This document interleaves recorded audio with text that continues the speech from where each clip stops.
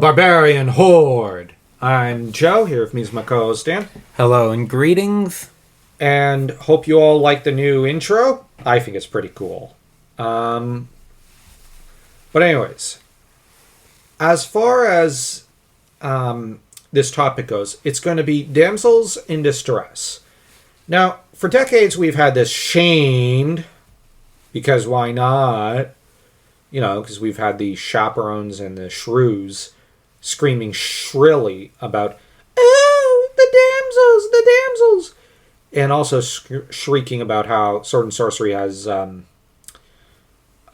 scantily clad maidens who require rescue, and a lot of times then reward their hero with a kiss. Usually it was Conan. And usually he didn't just get a kiss. Because, you know, he's a Giga Chad. He's not going to stop there. But the thing with... I joke, but, like, yeah, it's something which... Conan's going to be Conan. He's going to Conan. But the thing with this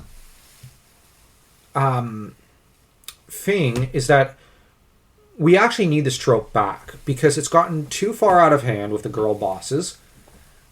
Girl bossing has just gotten up. Like, it's just the worst.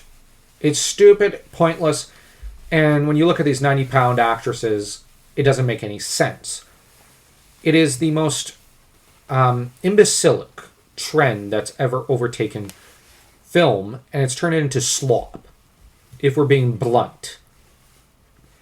And it's why I'm coining the term slop-entertainment is what it's become. Slop-entertainment. And the damsel trend, in hindsight, is crucial to Sword and Sorcery.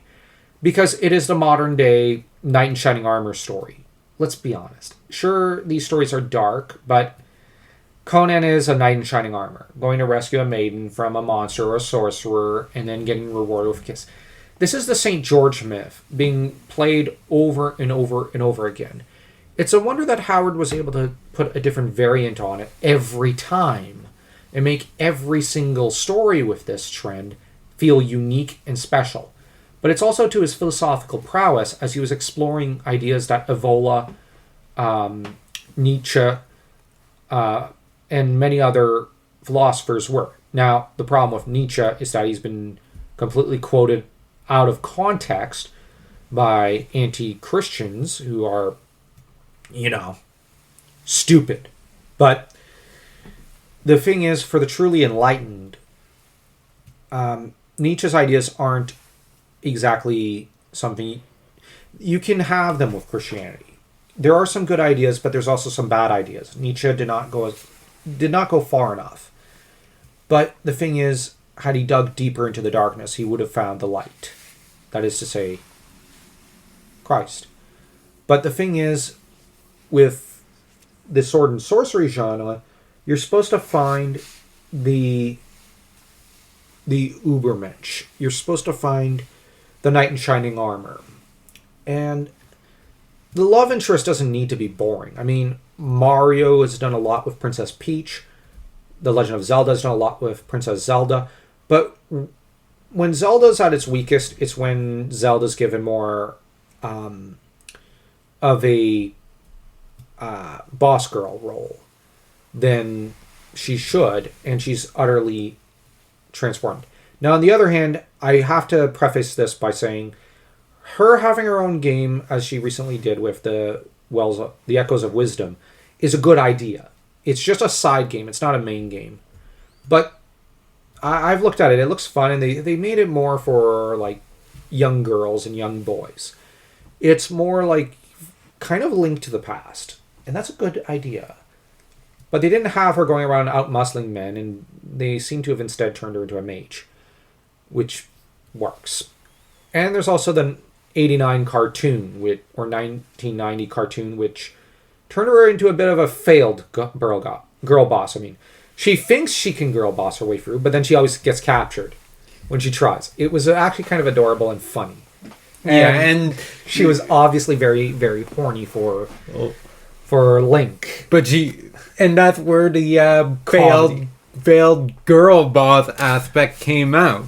And he just liked to rile her up. And what's funny is that this actually is inspired by Conan to an extent. Because Conan does the same thing with his girls. They're always very clearly into him, but he always riles them up in that very old-fashioned Irish and French manner where they just razz a girl until she, gets a little red behind the ears. And that's the whole idea behind the French and Italian and Irish and Scottish romance.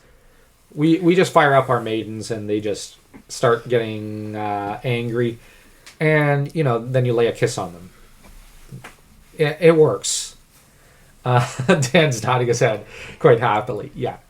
The thing, and that's why our women are the best. The only ones who can rival them are Japanese women, whom it's fun to do the same thing to. Trust me. And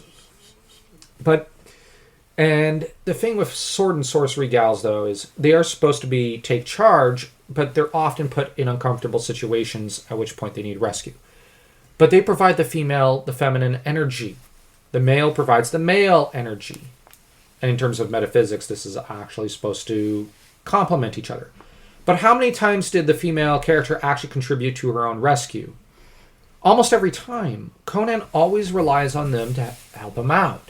They often operate more like sidekicks than they do like simple trophies. So they're a weird melange of trophy girlfriend who needs rescue and, of course, sidekick. Arguably, Robin was more of a damsel than most of Conan's love interests, if you pay attention. Later writers went more of the damsel idea, which I'm not going to badmouth. I'll actually compliment. It works. And, this is something that we need to bring back. It needs to come back because sword and sorcery is not the same without it. It needs its love interests. It needs the dynamic of the male rescuing the female. And it needs the masculine, the high-octane, testosterone-filled story.